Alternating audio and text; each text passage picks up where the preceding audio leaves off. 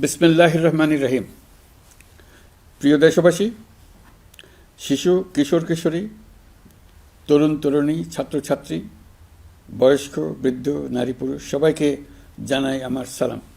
আসসালামু আলাইকুম। আজ 25শে মার্চ, মানব সভ্যতার ইতিহাসে কলঙ্কিত এক হত্যাযজ্ঞের দিন। 1971 সালের আজকের রাতে পাক হানাদার বাহিনী নিরপরাধ, নিরস্ত্র, ঘুমন্ত বাঙালির উপর নির্মমভাবে গুলি চালিয়ে হাজারো মানুষকে হত্যা করেছিল। 25শে মার্চ থেকেই এদেশের মানুষের সশস্ত্র প্রতিরোধ গড়ে তুলেছিল। 9 মাসের যুদ্ধের মধ্য দিয়ে স্বাধীন হয় বাংলাদেশ। মহান স্বাধীনতা দিবসের প্রাক্কালে আমি গভীর শ্রদ্ধার সঙ্গে স্মরণ করছি মহান মুক্তিযুদ্ধের বীর শহীদদের, যাদের প্রাণের বিনিময়ে আমরা স্বাধীন সার্বভৌম বাংলাদেশ পেয়েছি। 9 মাসের রক্তক্ষয়ী যুদ্ধে লক্ষ লক্ষ শহীদ ও 2 লাখ নির্যাতিত নারীর আত্মত্যাগ পৃথিবীর মানচিত্রে বাংলাদেশ নামে একটি স্বাধীন ভূখণ্ডের জন্ম দিয়েছিল। মুক্তিযুদ্ধের এই বীরদের প্রতি আমার সালাম। সেই সঙ্গে 24শে জুলাই অভ্যুত্থানে নিহত হাজারো শহীদ ও আহত, যারা বৈষম্য, শোষণ, নির্যাতন এবং নিপীড়নের বিরুদ্ধে বুক চিতিয়ে দাঁড়িয়েছিল, তাদের প্রতি সমগ্র জাতির পক্ষ থেকে আমি সশ্রদ্ধ সালাম জানাচ্ছি। জুলাই গণ অভ্যুত্থান আমাদেরকে যে বৈষম্যহীন বাংলাদেশ গড়ার স্বপ্ন পূরণের সুযোগ এনে দিয়েছে, সেই সুযোগ আমরা কাজে লাগাতে চাই। প্রিয় দেশবাসী, পবিত্র মাহে রমজানের সিয়াম সাধনা উপলক্ষে আপনাদের সকলকে আমার আন্তরিক মোবারকবাদ জানাচ্ছি।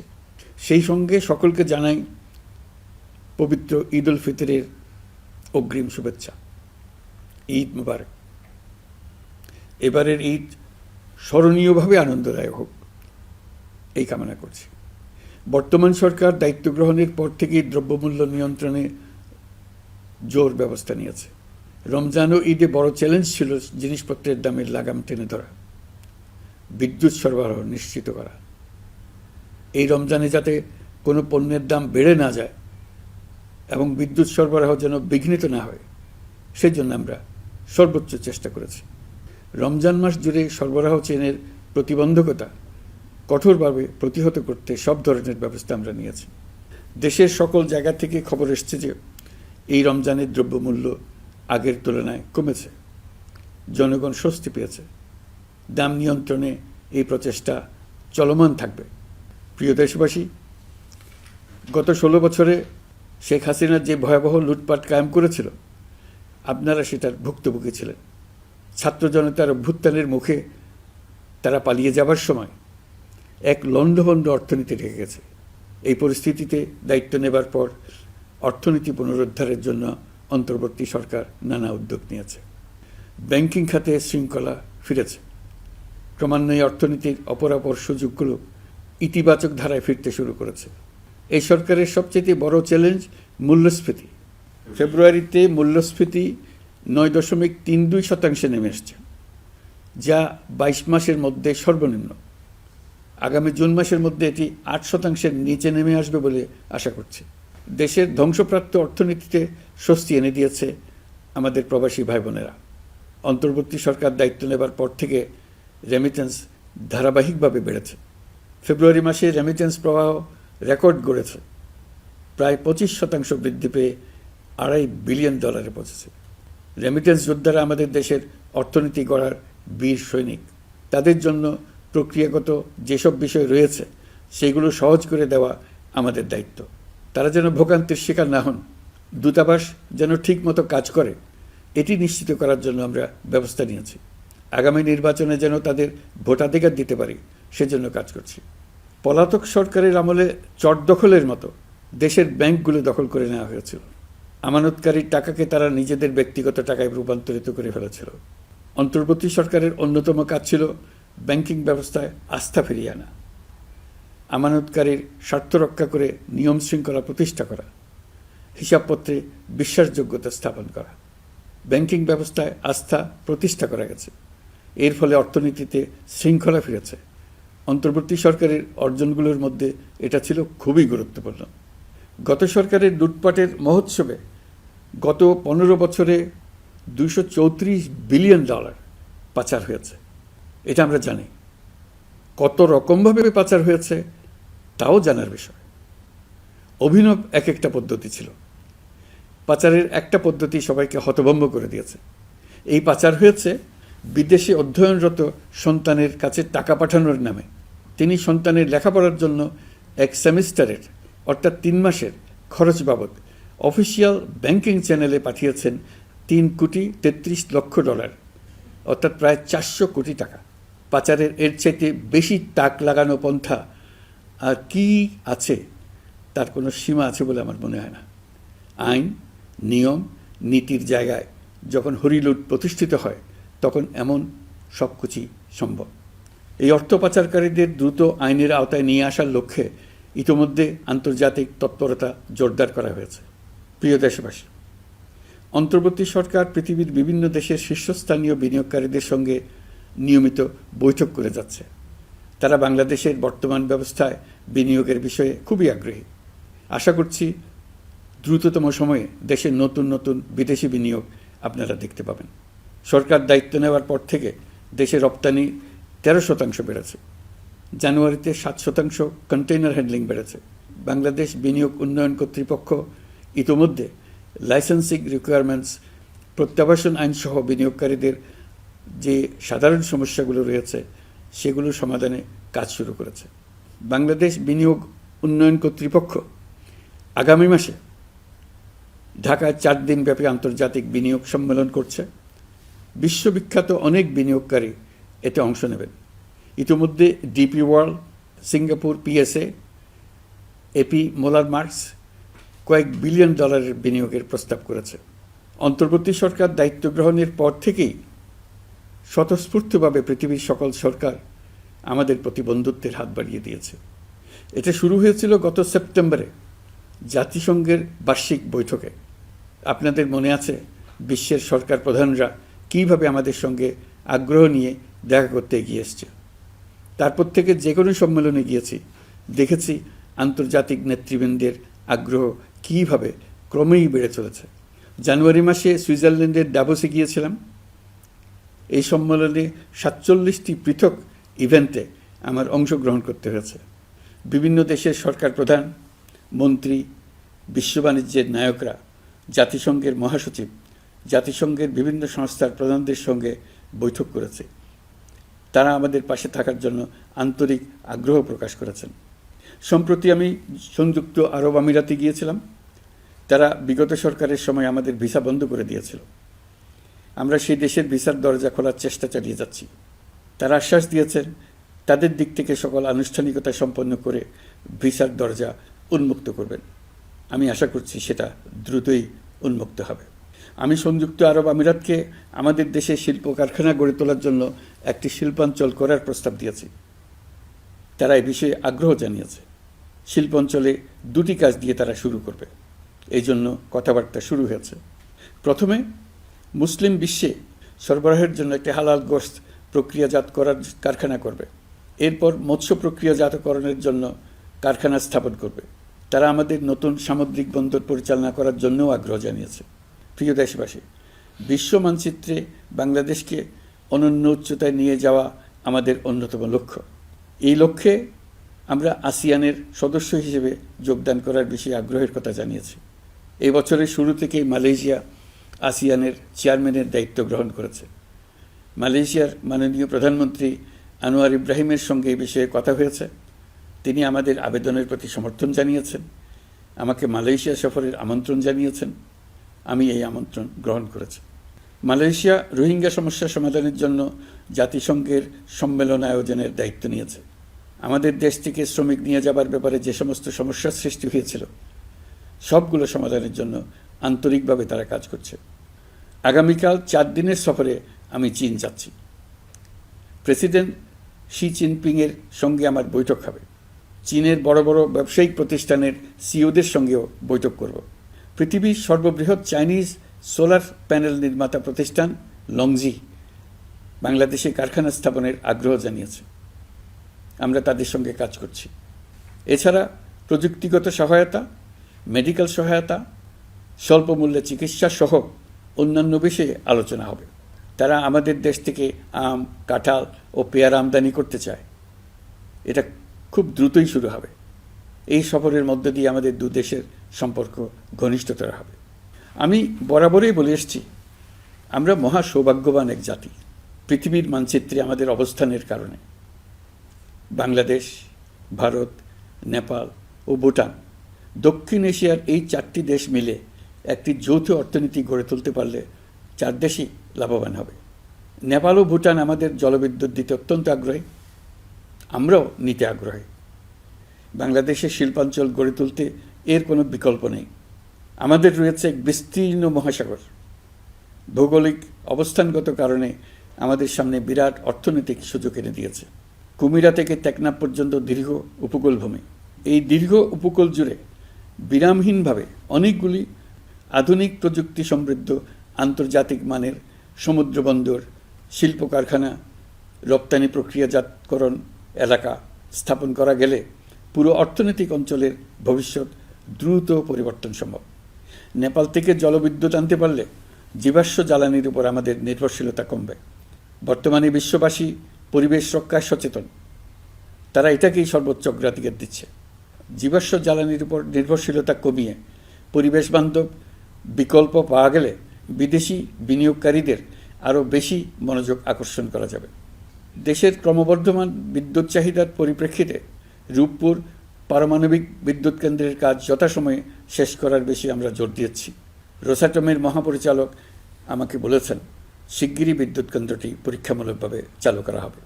আমাদের পণ্য পৃথিবীর পণ্য। এই পণ্য নেপালে যাবে, ভুটানে যাবে, ভারতের 7 সিস্টার্সে যাবে। প্রতিবেশীদের পণ্য আমাদের এখানে আসবে, সারা পৃথিবীর কাছে পৌঁছে যাবে। এইভাবেই এটি একটি লাভজনক অর্থনৈতিক অঞ্চল হিসেবে দাঁড়িয়ে যাবে। আর এই অঞ্চলের গুরুত্বপূর্ণ ভূমিকায় থাকবে বাংলাদেশ। বাংলাদেশের সবচেয়ে বড় সমস্যা সীমাহীন দুর্নীতি। স্বৈরাচারী সরকার এই দুর্নীতিকে বিশ্বের শীর্ষস্থানে নিয়ে গেছে। দুর্নীতির ফলে শুধু যে সবকিছুতে অবিশ্বাস্য রকম ব্যয়বৃদ্ধি পাচ্ছে তাই না, এর ফলে সরকার ও জনগণের সকল আয়োজন বিকৃত হয়ে যায়। সরকারের লক্ষ্য, নীতিমালা, প্রাতিষ্ঠানিক আয়োজন, সরকারি কর্মকর্তাদের দায় দায়িত্ব যা কিছু কাগজে লেখা থাকে তার সব কিছু অর্থহীন হয়ে যায়। দেশ চলে অলিখিত আয়োজনে। সরকারকে চলতে হয়, ব্যবসায়ীকে চলতে হয়, শিল্পপতিকে চলতে হয়, বিনিয়োগকারীকে চলতে হয়, দেশের সকল নাগরিককে এই অলিখিত নিয়মে চলতে হয়। নাগরিককে এই অদৃশ্য জগতের সঙ্গে মোকাবেলা করে টিকে থাকার বিদ্যায় পারদর্শী হতে সাধনা করতে হয়। দৈনন্দিন জীবনে টিকে থাকা এবং সাফল্য অর্জনের জন্য একটা নতুন ভাষা আয়ত্ত করতে হয়। চারদিকে কী শব্দ বলা হচ্ছে, কাগজে কী লেখা হচ্ছে তা মনে মনে দ্রুত অনুবাদ করে তার মর্মার্থ বুঝে নিতে হয়। তা না হলে দৈনন্দিন সিদ্ধান্ত নেওয়া যায় না। সবচেয়ে বড় মুশকিল হলো এর কোনো অভিধান নেই। কারণ ব্যক্তিবিশেষে, স্থান বিশেষে, পরিস্থিতি বিশেষে এর অর্থ ক্রমাগতভাবে পাল্টে যায়।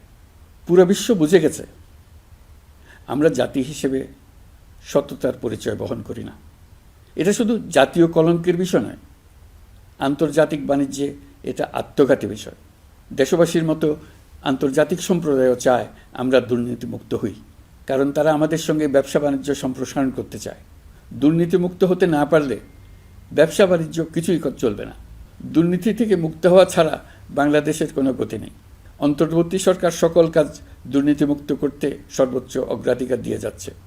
এই সরকারের মেয়াদকে দুর্নীতিমুক্ত রাখার চেষ্টার পাশাপাশি আগামী দিনেও দেশের নাগরিককে যেন সরকারের পৃষ্ঠপোষকতা দুষ্পুষ্ট দুর্নীতি থেকে মুক্ত রাখতে পারে সেই ব্যবস্থা নিশ্চিত করতে আমরা প্রতিশ্রুতিবদ্ধ।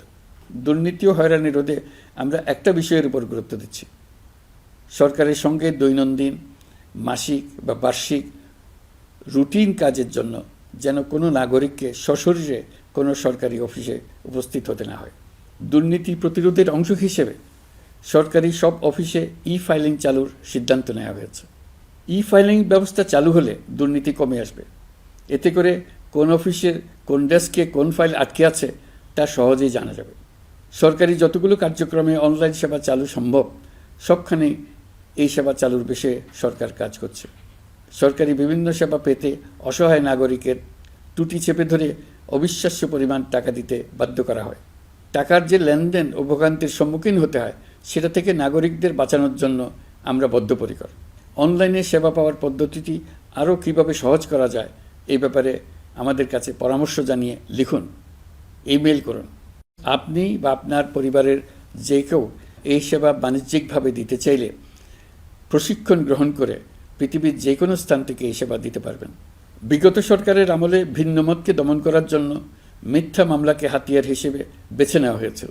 বিভিন্ন পর্যায়ে যাচাই বাছাই করে আমরা এইসব হয়রানিমূলক মামলা প্রত্যাহারের উদ্যোগ নিয়েছি।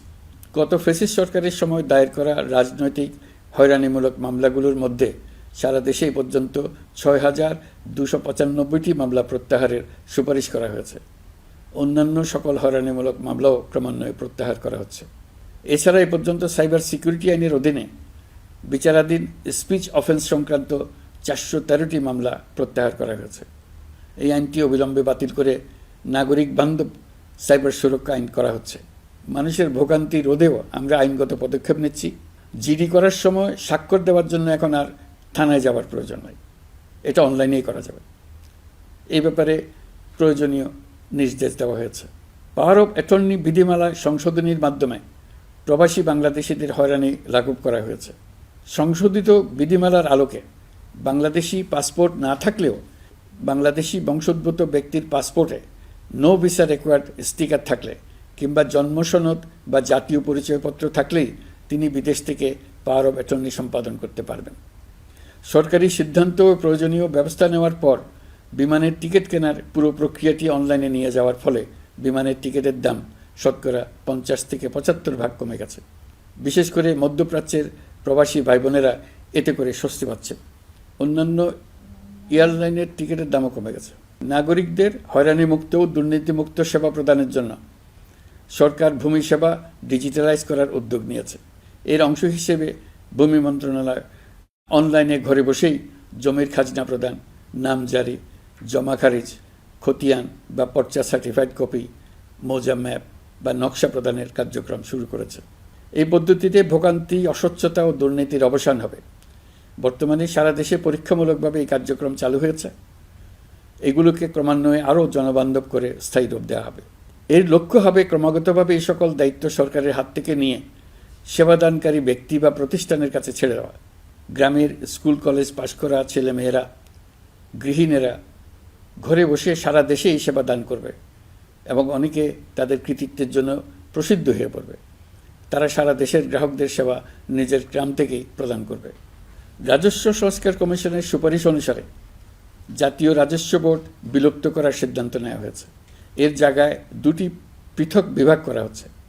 একটি হলো নীতি প্রণয়ন বিভাগ বা জাতীয় রাজস্ব নীতি বোর্ড, অন্যটি বাস্তবায়ন বিভাগ বা জাতীয় রাজস্ব সংগ্রহ বিভাগ। এর ফলে সরকারের পছন্দের ব্যক্তিরা হাজার হাজার কোটি টাকার রাজস্ব ফাঁকি দেওয়ার আর সুযোগ পাবে না। আমি আশা করি পরবর্তীতে যারা সরকারে আসবেন তারাও এই নীতি বহাল রাখবেন। এখনকার যুগ হলো প্রযুক্তির যুগ, সৃজনশীলতার যুগ।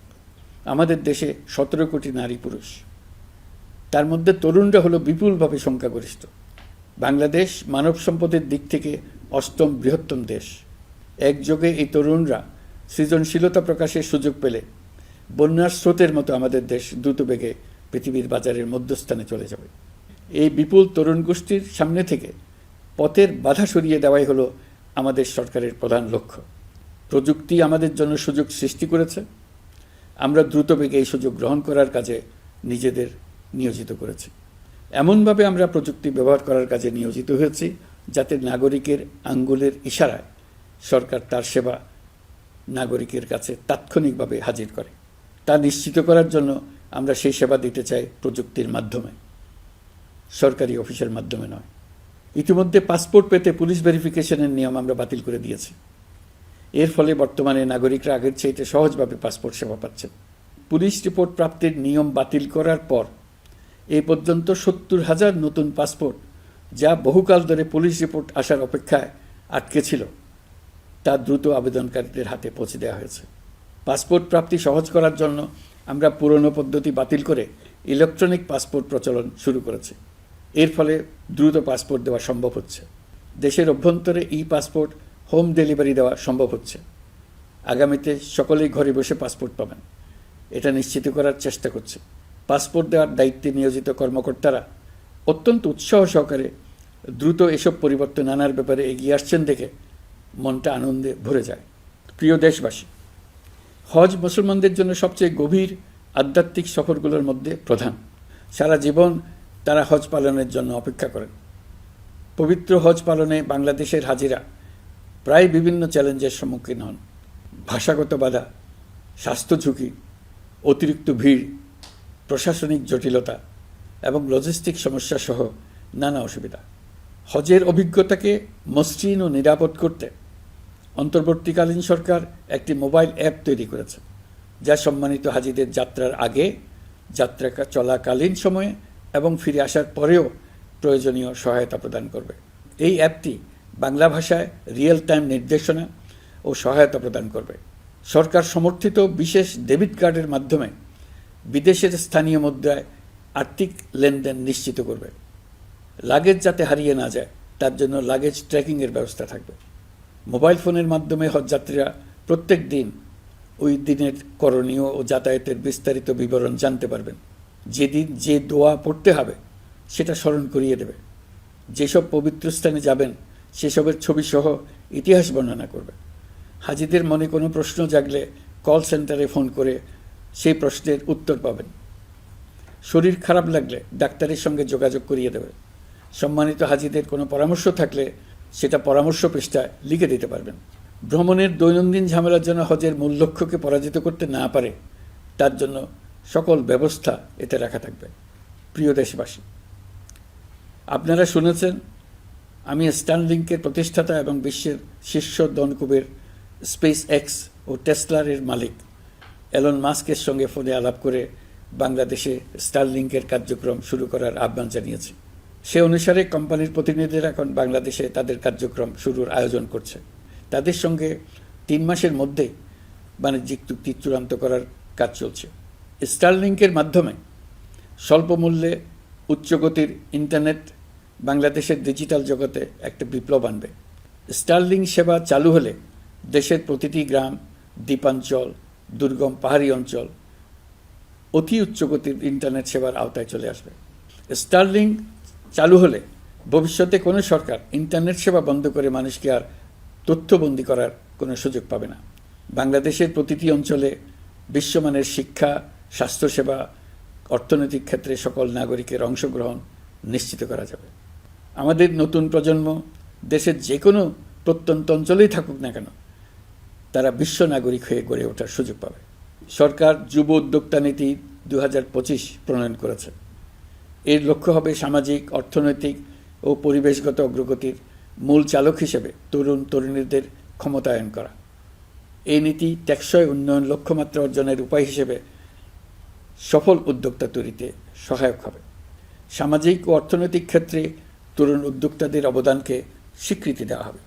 প্রিয় দেশবাসী, জাতিসংঘের মহাসচিব অ্যান্তনিও গুতেরেস কয়েকদিন আগে বাংলাদেশ সফর করেছেন। তাকে সঙ্গে নিয়ে আমি কক্সবাজারে রোহিঙ্গা ক্যাম্পগুলোতে গিয়েছি।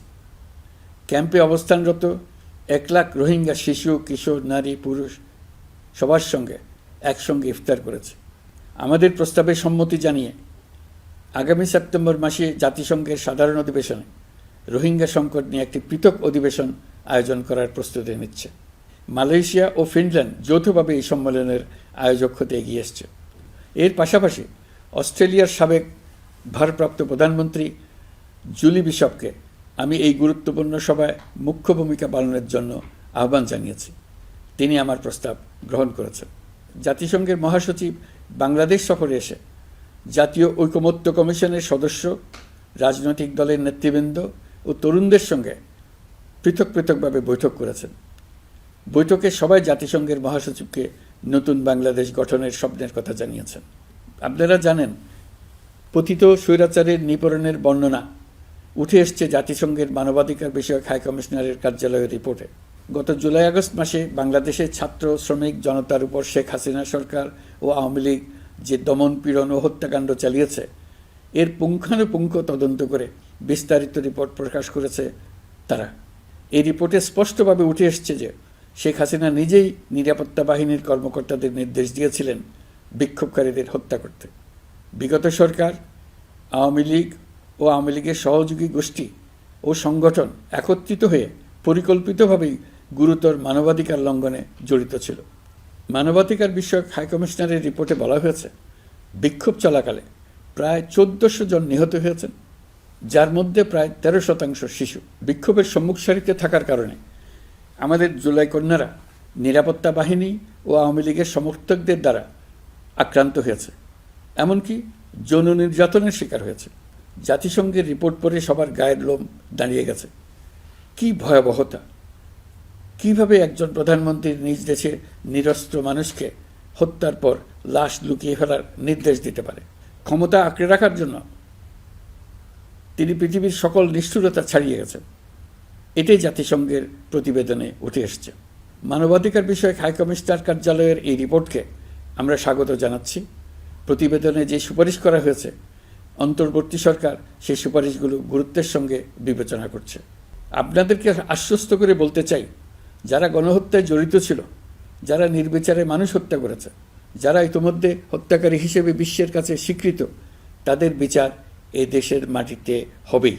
প্রিয় দেশবাসী, আপনারা জানেন, অন্তর্বর্তী সরকার দায়িত্ব নেবার পর থেকেই গণমাধ্যম ও সোশ্যাল মিডিয়ায় গুজবের যেন এক মহোৎসব চলছে। দেশকে অস্থিতিশীল করার জন্য একের পর এক মিথ্যা তথ্য ছড়িয়ে দিয়ে জনগণকে বিভ্রান্ত করার চেষ্টা চলছে। অভিনব সব প্রক্রিয়ায় গুজব ছড়ানো হচ্ছে। এক ছবির সঙ্গে অন্য ছবি জুড়ে দেওয়া হচ্ছে।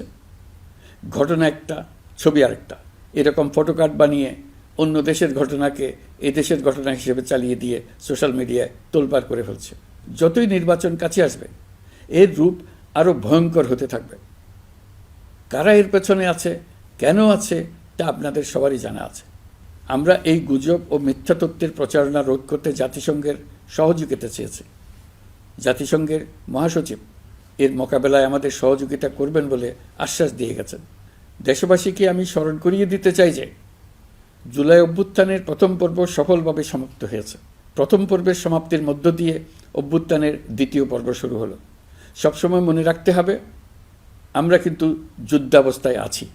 গুজব হলো এই জুলাই অভ্যুত্থানের বিরুদ্ধে পরাজিত শক্তির মস্ত বড় হাতিয়ার। গুজব দেখলেই গুজবের সূত্রের সন্ধান করতে থাকবেন, গুজবকে অবহেলা করবেন না। বহু অভিজ্ঞ সমর বিশারদ এই গুজবের পেছনে দিনরাত কাজ করছে। সীমাহীন অর্থ এর পেছনে নিয়োজিত আছে। এর মূল লক্ষ্য জুলাই অভ্যুত্থানকে ব্যর্থ করা। আমরা তাকে ব্যর্থ হতে দেব না। আমাদের সামগ্রিক ঐক্য পলাতক শক্তির গায়ে জ্বালা ধরিয়ে দিচ্ছে। তারা এই ঐক্য ভাঙতে চায়। তাদের অভিনব কৌশল আপনি টেরই পাবেন না।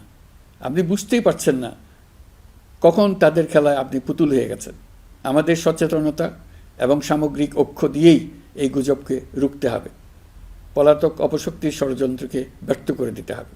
প্রিয় দেশবাসী, আপনারা জানেন, ইতিমধ্যে জাতীয় ঐকমত্য কমিশন তাদের কাজ শুরু করেছে। 6টি সংস্কার কমিশনের 166টি সুপারিশ ও পূর্ণাঙ্গ প্রতিবেদন সহ 38টি রাজনৈতিক দলের কাছে চিঠি দেওয়া হয়েছে। ইতিমধ্যে রাজনৈতিক দলগুলোর সঙ্গে বৈঠক শুরু হয়েছে। দেশের রাজনৈতিক দলগুলো খুবই ইতিবাচকভাবে সংস্কার কাজে সাড়া দিয়েছেন। তাদের মতামত তুলে ধরছেন। কোন রাজনৈতিক দল কোন কোন সংস্কার প্রস্তাবে একমত হয়েছেন, কোনটিতে দ্বিমত হয়েছেন, সেসব তারা জানাচ্ছেন। এটা আমাদের জাতির জন্য অত্যন্ত সুখকর বিষয় যে প্রতিটি রাজনৈতিক দল সংস্কারের পক্ষে মত দিচ্ছেন। ঐকমত্য কমিশনের মাধ্যমে সকল রাজনৈতিক দলের মতামত নেওয়ার কাজ এখন চলমান আছে। কমিশনের লক্ষ্য যে সকল বিষয়ে রাজনৈতিক দলগুলো একমত হবেন সেগুলো চিহ্নিত করা এবং তার একটা তালিকা প্রস্তুত করা। যে সকল দল এতে একমত হয়েছেন তাদের স্বাক্ষর নেওয়া। এই তালিকাটাই হবে জুলাই চার্টার বা জুলাই সনদ। আমাদের দায়িত্ব জাতির সামনে পুরো প্রক্রিয়াটা স্বচ্ছভাবে তুলে ধরা এবং প্রক্রিয়া শেষে নির্বাচনের আয়োজন করা। নির্বাচনের ব্যাপারে আমি আগেও বলেছি, আবারও বলছি, এবছর ডিসেম্বর থেকে আগামী বছরের জুনের মধ্যে নির্বাচন হবে। আমরা চাই আগামী নির্বাচনটি বাংলাদেশের ইতিহাসে সবচেয়ে অবাধ, সুষ্ঠু ও গ্রহণযোগ্য নির্বাচন হবে। এই জন্য নির্বাচন কমিশন সব ধরনের প্রস্তুতি নিতে শুরু করেছে। রাজনৈতিক দলগুলো ব্যাপক উৎসাহ উদ্দীপনায় নির্বাচনের জন্য তৈরি হতে শুরু করবে বলে আশা করছি। প্রিয় নাগরিকবৃন্দ, আমাদের দেশের নারীরা দীর্ঘ আন্দোলনের মাধ্যমে বহু বছর ধরে অনেক বাধা পেরিয়ে একটু একটু করে সামনে এগিয়ে যাচ্ছে। স্বাধীনতার 54 বছর পরেও এদেশের নারীরা অর্থনৈতিক, রাজনৈতিক, সামাজিক বৈষম্যের শিকার। বাংলাদেশের ইতিহাসে এখন পর্যন্ত যত আন্দোলন সংগ্রাম হয়েছে তার মধ্যে জুলাই গণ অভ্যুত্থানে নারীদের অংশগ্রহণ ছিল সবচেয়ে বেশি। গণ অভ্যুত্থানে নারীরা দুঃসাহসিক ভূমিকা রেখেছে, পুরনোকে দূরে ঠেলে দিয়ে নতুনের ভিত্তি স্থাপনের প্রতিজ্ঞা নিয়েছে। তারা ব্যাপক সংস্কারের কথা বলেছে, সর্বত্র নারীদের ভূমিকা আরও জোরালো করার কথা বলেছে। আমি মনে করি জুলাই গণ অভ্যুত্থান বাংলাদেশের প্রেক্ষিত বদলে দিয়েছে। জুলাইয়ের পর নারীদের অবস্থান ইতিবাচকভাবে পরিবর্তন হবে, সেটাই আমরা চাই। আমরা বাংলাদেশ নিয়ে নতুন করে ভাবতে চাই, আর এই নতুন ভাবনায় নারীদের অবস্থান উচ্চতম পর্যায়ে অগ্রাধিকার পাক, সেটাই আমরা চাই।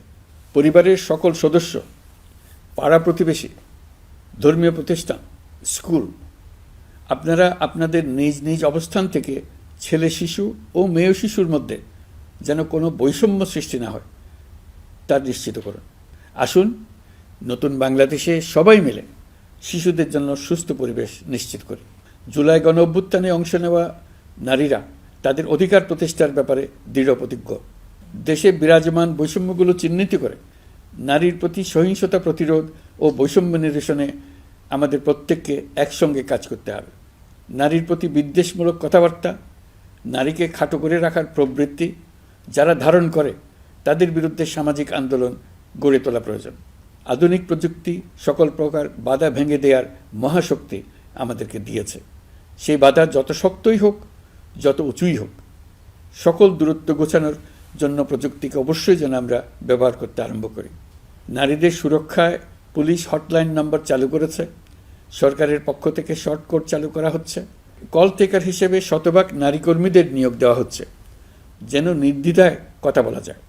নারী ও শিশু নির্যাতন দমন আইন সংশোধন হয়েছে, এসব মামলার তদন্ত ও বিচারের সময় কমিয়ে আনা হয়েছে, বিচার বিলম্বে বাধা দূর করা হচ্ছে। ঢাকার পাশাপাশি চট্টগ্রাম ও রাজশাহীতে ডিএনএ ল্যাব স্থাপনের কাজ চলছে। খুব দ্রুতই বিশেষ জুডিশিয়াল সার্ভিস কমিশনের মাধ্যমে নতুন অনেক বিচারক নিয়োগ দেওয়া হচ্ছে। ভিকটিম শিশুরা যাতে দ্রুত বিচার পায় সেজন্য আলাদাভাবে বিশেষ ট্রাইব্যুনাল স্থাপনের বিধান রাখা হয়েছে। দেশের সবার মতো আমি অত্যন্ত আনন্দিত যে এবার নারী ফুটবল টিম দক্ষিণ এশিয়া চ্যাম্পিয়ন হয়েছে। দেশ জুড়ে আয়োজিত তারুণ্যের উৎসব 2025-এ বিভিন্ন অঞ্চল থেকে 27,40,000 মেয়েরা প্রায় 3,000 খেলা ও সাংস্কৃতিক কর্মকাণ্ডে অংশগ্রহণ করেছে। উৎসবে দেশের সুবিধাবঞ্চিত ও সুবিধাপ্রাপ্ত অঞ্চল, প্রান্তিক জনগোষ্ঠী এবং 21টি নৃগোষ্ঠীর তরুণ তরুণী সহ সকলের সার্বজনীন অংশগ্রহণ ছিল। এই উৎসবের অন্যতম লক্ষ্য ছিল তরুণদের মধ্যে ঐক্য গড়ে তোলা, সহযোগিতার নীতি প্রচার এবং তাদেরকে উদ্যোক্তা হিসেবে গড়ে তোলা, যাতে করে তারা আত্মনির্ভর হতে পারে, দেশের সম্পদ হিসেবে গড়ে উঠতে পারে। আমরা তারুণ্যের এই উৎসব সারা বছর জুড়ে উদযাপন করার ঘোষণা দিয়েছি। এই উৎসবে আমরা গ্রাম, উপজেলা, শহর, বন্দর সকল এলাকার আবাল বৃদ্ধ বনিতাকে এবং স্কুল, কলেজ, মাদ্রাসার সরকারি বেসরকারি সকল প্রতিষ্ঠানের সবাইকে নানা প্রকারের সৃজনশীল কর্মসূচি নিয়ে এগিয়ে আসার জন্য আমি অনুরোধ জানাচ্ছি। প্রতিটি এলাকায় এই উৎসবে যোগদান করতে মেয়েদের যেন বিশেষভাবে উৎসাহিত করা যায় সেজন্য সকলকে আহ্বান জানাচ্ছি। কোথায় এটা কিভাবে উদযাপিত হচ্ছে সেই ব্যাপারে জানার জন্য আমি আগ্রহ নিয়ে অপেক্ষা করলাম। বিভিন্ন পর্যায়ে দেশের সেরা গ্রাম, সেরা উপজেলা, সেরা শহর, সেরা প্রতিষ্ঠান, সেরা ব্যক্তিকে পুরস্কার দেওয়ার জন্য আমরা প্রস্তুত থাকব। নারী অধিকারের পাশাপাশি একই রকম গুরুত্বের সঙ্গে মনে রাখতে হবে সংখ্যালঘুদের নাগরিক অধিকার, সমতল ও পাহাড়ের জাতিগোষ্ঠীর নাগরিক অধিকার। কারো কোনো নাগরিক অধিকারকে অবহেলা করলেই এই জাতির জন্য মহা সংকট সৃষ্টি হবে। নাগরিক হিসেবে আমরা কেউ যেন অন্য নাগরিকের অধিকার হরণের দায়ে অভিযুক্ত হতে না পারি, সেই ব্যাপারে আমাদের নিশ্চিত থাকতে হবে। তাহলেই সত্যিকার নতুন বাংলাদেশ জন্ম লাভ করবে। সবাইকে আবারও আমার সালাম জানিয়ে আমার বক্তব্য শেষ করছি। আসসালামু আলাইকুম। সবাইকে স্বাধীনতা দিবসের অভিনন্দন জানাচ্ছি। পবিত্র মাহে রমজানে মহান আল্লাহর অশেষ মেহেরবানি আমাদের উপরে বর্ষিত হোক। এবারের শবে কদরের পবিত্র রজনীতে মহান আল্লাহ যেন তাঁর সকল বান্দার মোনাজাত কবুল করেন তা প্রার্থনা করছি। একই সঙ্গে পবিত্র ঈদে সকলকে জানাই ঈদ মোবারক। ঈদে পরিবার পরিজন নিয়ে নির্বিঘ্নে ও আনন্দ সহকারে নিজ নিজ বাড়ি যাবেন। আত্মীয় স্বজনের কবর জিয়ারত করবেন, গরিব পরিবারের খোঁজখবর নেবেন, তাদের ভবিষ্যৎ ভালো করার জন্য চিন্তা ভাবনা করবেন, আপনার সন্তানদের সঙ্গে তাদের পরিচয় করিয়ে দেবেন, এই কামনা করছি। ঈদের জামাতে দলমত নির্বিশেষে সবাই যেন পরাজিত শক্তির সকল প্ররোচনা সত্ত্বেও সুদৃঢ়ভাবে ঐক্যবদ্ধ থাকেন, সেজন্য আল্লাহর কাছে মোনাজাত করবেন, এই আহ্বান জানাচ্ছি। সকলের জীবন সার্থক হোক, আনন্দময় হোক। মহান আল্লাহ আমাদের সহায় হন। আল্লাহ হাফেজ।